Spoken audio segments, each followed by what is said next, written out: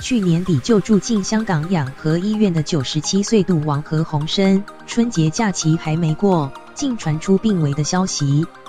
据香港媒体报道，有消息指出何鸿燊病情急转直下，住进加护病房，处于器官衰竭状态。媒体目击何家各房太太及子女先后医院，就连鲜少露面的大房长女何超贤及孙女何家华都。不过众人一致否认赌王病情有变化。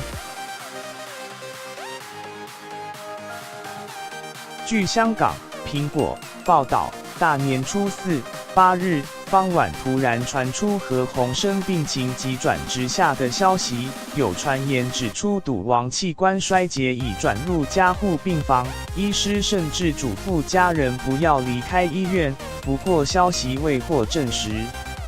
大批香港媒体守候在养和医院外，拍到何鸿燊各房太太及子女先后医院，包括大房长女何超贤、孙女何家华、二房何超凤、三太陈婉珍及何超莲，四太梁安琪则在晚间9时许。